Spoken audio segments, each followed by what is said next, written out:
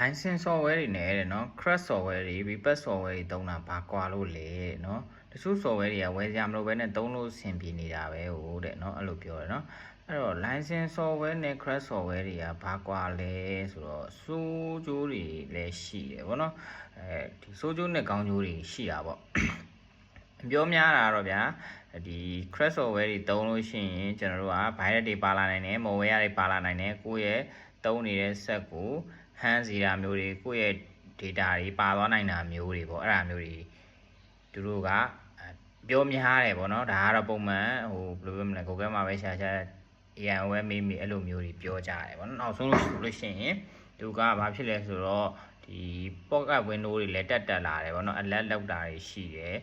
ပြီးလို့ရှိရင်အဲ့ဒါတွေကစိုးလာလို့ရှိရင်ဒီဆက်ကို shut down ဖြစ်သွားစေတဲ့အထိကိုဖြစ်သွားနိုင်တယ်ပေါ့ဒါပေမဲ့ကျွန်တော်အဲ့ဒါတွေကိုမတွေးဘဲနဲ့အရင်ဦးဆုံးကျွန်တော်တို့ဒီခုသုံးနေရတဲ့เนาะအနည်းဆုံးဝယ်သုံးရတဲ့ဟာလူတွေလည်းခုမြန်မာမှာဆိုရင်လူတိုင်းဒီပါသုံးကိုသုံးနေရတယ်ပေါ့ VPN ပဲကြည့်လိုက်လေကိုကျွန်တော်တို့ free VPN နေဆိုလို့ရှိရင်ဟလာဘယ်လောက်ပဲချိန်လို့ရတာတို့ limit တွေရှိတာတို့ပြီးလို့ရှိရင်ကြော်ညာတွေကြည့်ပေးရတာတို့အဲ့ဒါမျိုးရှိရလေကျွန်တော်တို့ premium license ဝယ်သုံးတဲ့ဟာတွေမှာကြတော့အဲ့ဒါမျိုးတွေမရှိဘူးเนาะအဲ့ဒါမျိုးကြော်ညာတက်တာလည်းမရှိဘူးဒီ line လည်း connection လည်းကောင်းကောင်းမွန်သုံးလို့ရတယ်ပေါ့ free VPN တွေထဲမှာလည်းဒီသုံးလို့ကောင်းတာတွေရှိမှာပေါ့เนาะဒါပေမဲ့ခုနကလိုကန့်သက်ချက်တွေရှိတယ်ဒီကိုယ့်ရဲ့ဒီဖုန်းထဲက data တွေစိတ်ချမှုစိတ်မချမှုတွေလည်းအများကြီးပါတယ်နောက်ဆုံး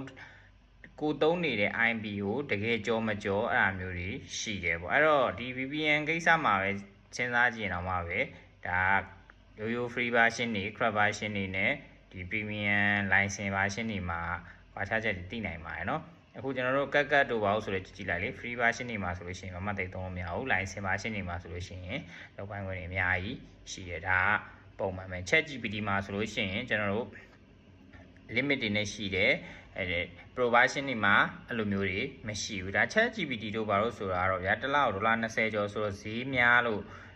ဒါထားလိုက်အောင်ပေါ့နော်ကျွန်တော်အခု Windows တို့ဘာလို့ကြောက် license Windows သုံးမယ်ဆိုရင် lifetime one user ပေါ့ကွန်ပျူတာတစ်လုံးအတွက်တစ်သက်တာလုံးဒီ license က1000ပဲရှိတယ်အဲ့တော့ဒါမျိုးကြတော့ကျွန်တော်တို့ကဝယ်သုံးနေတယ်လို့ထင်တယ်ဝယ်သုံးဖို့လည်းအားပေးတယ်ပေါ့ပြီးတော့ဒီတကယ်ဒီ Windows license ကဒီကွန်ပျူတာပေါ်မှာအကျိုးသက်မှုရှိစေလားမရှိသေးလားဆိုတာနောက်ထောင်ကိုယ့်ရဲ့စိတ်ကဒီ Windows ကိုငါ license Windows ဝယ်သုံးလိုက်တာပါလားဝယ်သုံးထားတာပါလားဆိုတဲ့စိတ်ခံစားချက်ကတကယ်ဝယ်သုံးမှုမှသိတာเนาะအဲ့တော့ crack version သုံးတဲ့ချိန်တော့လည်းကျွန်တော်တို့လည်းဒီလိုပဲမလိုဘူးထင်တာတကယ်ဝယ်သုံးပြီးသွားတဲ့အချိန်မှာစိတ်ခံစားချက်ကဝယ်သုံးပြီးမှပဲနားလေတာသိရပါတော့အဲ့ဒီစိတ်ခံစားချက်ကတော်တော်လေးကိုကိုယ့်အတွက်ကိုကျေနပ်မှုဖြစ်စေပါအဲ့နောက်ပိုင်းမှာဆိုလို့ကျွန်တော်တို့ဆို license version တွေပဲတော်တော်များများသုံးလာတယ်ဈေးကြီးတဲ့ဟာတွေတော့မသုံးဘူးဗျာဈေးနဲ့ဟာတွေ IDN လိုဟာမျိုးပေါ့ internet download manager သူရဲ့ lifetime ဟိုမှာ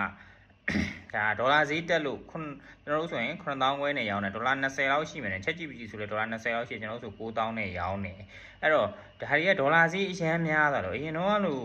ဒေါ်လာဈေး1300လောက်ဆိုလို့ရှိရင်အခု ChatGPT ကကျွန်တော်တို့တစ်လမှာ2000ခွဲလောက်ရယ်ကျွန်တော်မြန်မာတိုင်းနိုင်ငံလုံးကပြီးသုံးနိုင်တယ်အဲ့တော့ဒီ license version တွေက license တွေရဲ့ဈေးကြီးတာမဟုတ်ကျွန်တော်တို့ဒီနိုင်ငံအခြေအနေကြောင့်ဒေါ်လာဈေးတက်သွားလို့ဒါလျင်ဖြစ်နေတာဒီဈေးတွေကငကိုကနေကဒီတိုင်းပဲမပြောင်းဘူးအဲ့တော့ Windows တို့ Microsoft Office တို့ဆိုလို့ရှိရင်တော့ကိုကွန်ပျူတာကိုအလုပ်အတွက်ဆိုလို့ရှိရင်ဝယ်ပြီးတော့သုံးနေပါတယ်ဒီ ChatGPT တို့ဘာလို့ဆိုတာတော့ကိုအလုပ်အတွက်လိုမှသုံးတာမျိုးပေါ့ဒါမျိုးတွေကတော့တိတ်ပြဿနာမရှိဘူးပြီးတော့ VPN ပေါ့ VPN ဆိုလို့ရှိရင်ကိုအလုပ်နှောင်နှေးမှာတွေပါပေါ့ connection မကောင်းရင်ပေါ့ဒါတွေကဖြစ်နိုင်တယ်license premium VPN တွေဆိုလို့ရှိရင်အဲ့ဒါမျိုးမဖြစ်ဘူးပေါ့ဗျာအလုပ်လုပ်ရတဲ့လူတွေအတွက်ကတော့ပို့ပြီးတော့လိုပါတယ်ဘာမှမလုပ်အောင်ငါဘာမှမဖြစ်ဘူးဆိုရဲလို့တော့မသုံးနဲ့ပေါ့ဒါရှင်းလေးပဲနောက်ဆုံးကျွန်တော်တို့က credit နဲ့အဆင်ပြေတဲ့ credit ပဲသုံးမယ်ဆိုလဲသုံးပေါ့ဒါကျွန်တော်တို့ကလည်း license ရောင်းတဲ့လူဆိုတော့ license ကောင်းကြောင်းတော့ကြော်ညာတင်ရမှာပဲ credit မကောင်းကြောင်းကတော့မကောင်းတာတော့မကောင်းဘူးပြောရမှာပဲဒါပဲရှင်းလေးပါပဲအဲ့တော့ကိုယ့်အကို credit နဲ့အဆင်ပြေတယ်ဆိုရင် credit သုံး credit နဲ့အဆင်မပြေဘူးဆိုလို့ရှိရင် license version ဝယ်သုံးကြည့်တကယ်လုံးဝမတူတဲ့စိတ်ခံစားချက်ကိုရစေရမယ်နော်အဲ့ဒါကတော့ဒါကျွန်တော်ပြောနိုင်တဲ့အပိုင်းပဲကျန်တဲ့ဟာနည်းပညာပိုင်းတွေထိခိုက်တာမထိခိုက်တာတွေကနောက်ပေါ့ဗျာနော်အဲ့တော့ကိုယ်အဆင်ပြေတာကိုရွေးချယ်ပါဒါပါပဲအားလုံးကိုကျေးဇူးအများကြီးတင်ပါတယ်